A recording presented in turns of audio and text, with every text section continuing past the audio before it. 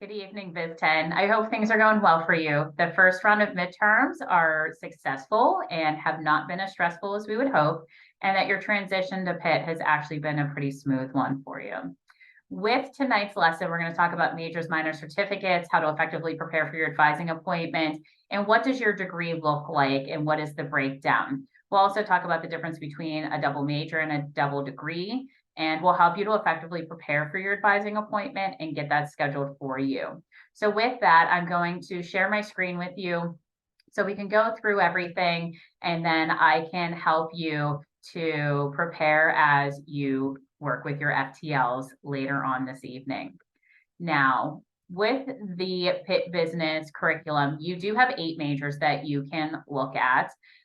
You'll see all of their names and the number of credits for each major here. You will see that BIS has what's called specializations. They are not required, but some students do like to have that designation on their transcript so that when they go for those specific types of employment opportunities, they can show that they actually have a concentration in that area. So all the different majors here, you can see and get descriptions of them on our website, cba.pitt.edu, and you can see what really is needed in order to successfully fulfill each one of those. Now, with Pitt Business, we have certificate programs as well as majors.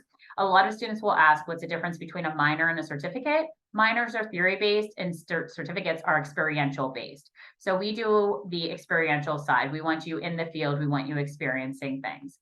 Now, these are the various certificates that we have to offer, but you will notice that 2 have asterisks.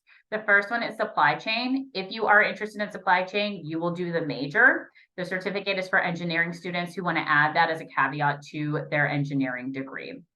Also, if you're interested in business analytics, we ask you to look at the major of business analytics.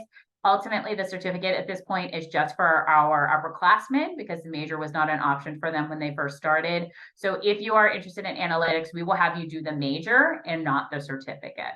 Okay. Now, in Pitt Business, as Becky mentioned in the resume lesson, you're all earning a BSBA, a Bachelor of Science in Business Administration. Your major is just your focus in BA, okay? So what does it take to get a BSBA through Pitt Business or CBA? Well, one, all degrees require a minimum of 120 credits. So you have to hit 120 in order to successfully fulfill your degree requirements. In that 120, 41 are going to be arts and science credits at a minimum, and that does include your gen ed courses. So micro, macro, business calc, literature, philosophy, all of those are part of those arts and science credits, okay? Next are your business core credits, and this is where you really get to engage in business. So the programming essentials course that you're in, Analytics 1, Analytics 2, Financial Accounting, Intro to Marketing, all of those are business core credits that you will all take because we want you to have that exposure to the various areas of business. And then lastly, it's going to be your major. You know, some are going to be 15 credits, some are 18 credits. It really depends upon what you are choosing and what the department has said those requirements should be. So that clearly doesn't add up to 120. So you're going to use those remaining credits to look at additional majors, minors, certificates, not just in Pitt Business, but across the university. Okay. Now with that, do note that you are actually on a brand new curriculum that nobody else has done before. So with that, if you have specific curriculum questions, I'm going to ask you to reach out to your advisor with those. Your FTLs actually are not on the same plan. They've done something very different than you have. So they might not be as knowledgeable about the program that you have to do. So please, if you have specific questions, reach out to your advisor with those and actually have those as questions for when you go in for your advising appointment.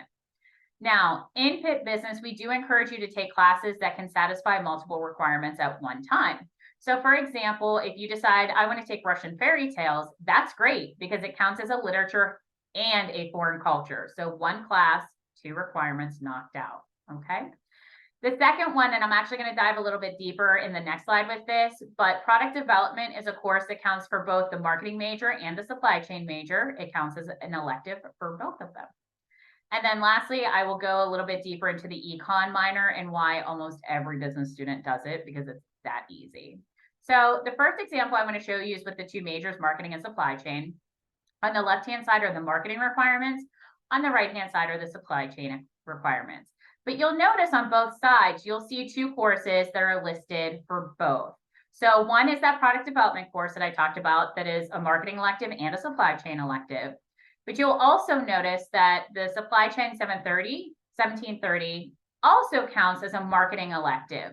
So you can actually knock out both of these majors in like 9 classes because of the overlaps. So this is why a lot of students will actually will major in marketing and supply chain because of those overlaps, and they can take one course and knock out 2 requirements, 1 in each major.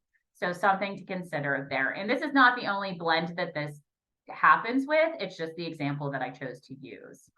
Now for the econ minor on the left-hand side, these are the econ requirements for the minor.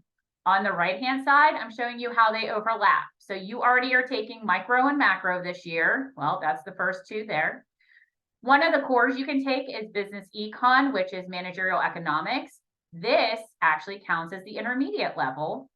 And then with your 2 econ electives, we can count those 2 your arts and sciences, and 1 can actually count towards one of your social science requirements. So as you can see, econ, very easy for a Pitt business student to get because of all of the overlap, okay? Now, something that I wanted to make sure that you are aware of is the difference between a double major and a double degree, because a lot of people will confuse these. A double major is you're choosing 2 majors within the same school. So you'll see examples there of like the marketing, supply chain, finance, and accounting. They're all housed in Pitt Business. So that means that you only get 1 degree. It's still 120 credits, but you have 2 areas of focus for that degree. On the flip side, you have what's known as a double degree. This is if you're interested in 2 majors that are not in the same school. So the examples you'll see are like supply chain and computer science. Well, supply chain is ours, but computer science is actually Sky's. Or I'm interested in finance, but I also want to major in econ. Well, finance is our major, but econ is Dietrich's major. So with these, you do have to fulfill the requirements of both degrees. There is overlap, but instead of needing 120 credits, you actually need 150 credits to satisfy both degrees, okay? So just things to consider. Double major is you're picking 2 Pitt business majors. Double degree means I want to do a Pitt business major and I want to do a major in another school. Make sure that you understand the difference, because as you can see with requirements, it is a pretty significant change just with the credit load alone, okay? Now, again, we don't offer minors, we offer certificates, but other schools in the university do offer minors and certificates. And we're going to give you an opportunity to check out these links to explore ones that might be of interest to you so that you can go to your advising appointment prepared to have that discussion. Your FTLs have a worksheet that you will be able to work on in preparation for your appointment. Definitely explore these. Econ is in the Dietrich Arts and Sciences one. Check out all of the different ones. Your FTLs will actually talk to you about their different areas of study and how a lot of them are actually not just doing things in Pitt Business, but actually across campus, okay? Now, how do you effectively prepare for your advising appointment? One, you're going to schedule through Handshake, which I provided a guide. Or if you're not seeing anything, email your advisor. Please do not just drop in. We are in the height of our season and we really won't actually have time to bring you back. So please email us, schedule through Handshake, just so we can make sure that we have time on our schedule for you. Please be on time, or at least let your advisor know if you're going to be late or if you have to reschedule. Also, we are asking you to search for in-person appointments. So please try to do an in-person as much as you possibly can. However, if you are sick, please request to change it to virtual.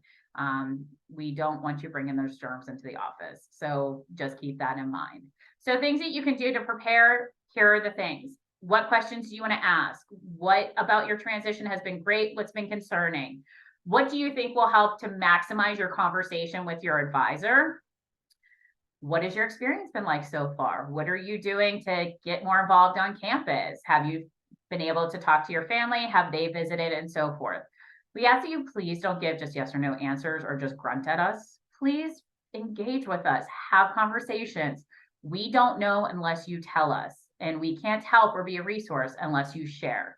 So please be prepared to have that conversation. Your FTLs will talk to you about how they prepare for that conversation and how that will be really helpful as you continue your time at Pitt Business.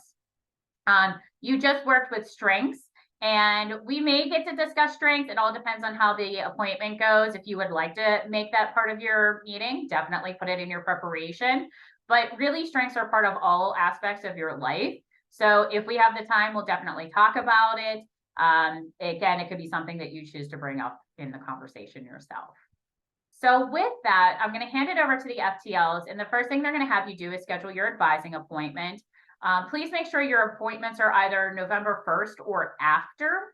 That is the goal date. So nothing before November 1st, please, for all of us. It'll either be a 45 or 60-minute appointment. Mine are 45. Currently looking for the correct advisor. So mine that are already assigned to me, obviously look for me. Some of you have been assigned to me just this semester, so please make sure you look for mine. Or if you've received other emails from Mike, make sure that you look for those advisors as well.